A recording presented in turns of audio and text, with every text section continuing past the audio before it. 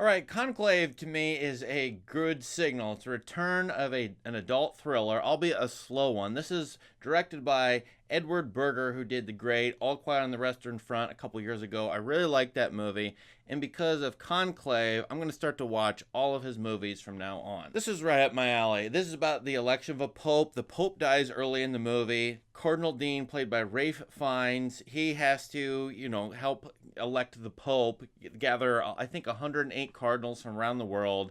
They're secluded in the Sistine Chapel. They vote day after day on who is going to be the next pope. How can you get a slow thriller out of that? There's some tension in this movie. It develops over time. It does take its time, but there are a couple of scandals that come out. What I really like about this movie is Ralph Fiennes' performance as this sort of vexed Cardinal Dean. He's a liberal, and he wants one of the liberals, the one Cardinal Bellini, played by Stanley Tucci, to get elected. That candidacy sort of fails early on, so they got to figure out who they're going to vote for. But there's a question of who should be pope after all? Like, what kind of person should be pope? And they say early on in the movie, and it's a really interesting idea for any political office, basically any office whatsoever.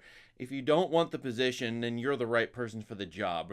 Or to go against that, the ambitious should not get the positions. And so the question is, who is ambitious in this movie and who is not? That is, who is good to be the pope and who is not. The liberals, first of all, think they want to vote in Cardinal Bellini, but there's Cardinal Tedesco from Italy, who's a hothead conservative, and then there's an African cardinal who's gaining a lot of votes. In fact, he's the leading vote getter early on in the movie. And then finally, there's a mysterious cardinal, one who shows up as the Cardinal of Kabul. They don't even know that this person exists. The late pope has put this person in charge of, he's been the Cardinal of Kabul, and he's not an official cardinal, though, because he's in a war-torn area. So who is this mysterious cardinal? Is he a fraud? Cardinal Benitez gets 1 vote in the first election, 2 votes in the second, and starts picking up a few votes. The movie is really suspenseful in seeing who's going to get elected as pope, and then the political machinations that go on behind the scenes. But then, should they even be going on behind the scenes? Which means the Cardinals would be going after power, political power, earthly power, be conniving without thinking about serving God. That's the other half of this movie that's brought up a few times. And Ralph Fiennes discovers a couple of scandals as this movie goes along, and has to deal with whether he will announce them or not, how he will announce them or not. And oh, by the way, it turns out there are a few people voting for him, which makes him look like the ambitious one to other people. And maybe he is. Now, I can't spoil this movie.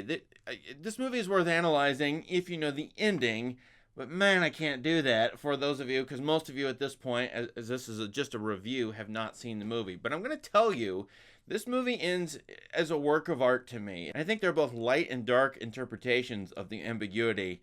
Depending on where you're coming from, depending on your point of view, the movie's asking questions about Catholic Church's tradition, one of electing men versus women, and only the sisters serve them, but they're sort of behind the scenes, as it were. The question of sticking to a tradition, which obviously the hothead conservative wants, and the liberals want to denigrate him, but then maybe they want their own kind of tradition, or they want their own group in power, which is cementing a certain kind of tradition. I think this movie is extremely thoughtful, and I can think of about 10 ways to interpret the ending, let's put it that way, which means that really sets me off. It makes me like the movie a lot. I find that the direction was pretty good.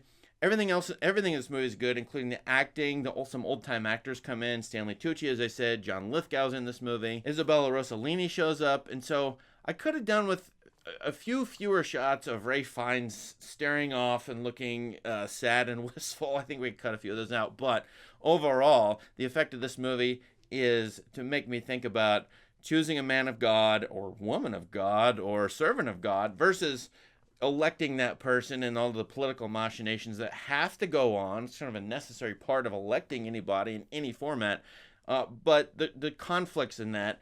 And then, of course, the question of who should be serving in a role of authority in these troubled times. They bring up the question of whether, getting rid of Latin in, the Vatican II is a problem because it has disunited people. Very interesting question there. And it's a movie about secrets in the Catholic Church. And frankly, everybody knows about the terrible secrets that at least parts of the Catholic Church seemingly has kept. Absolutely awful. But the question is, How secretive should a group be? When should you announce some scandal or keep it quiet? Or how should you announce it in a circumstance like this? To me, this is a fascinating dilemma for the main character, played by Fiennes.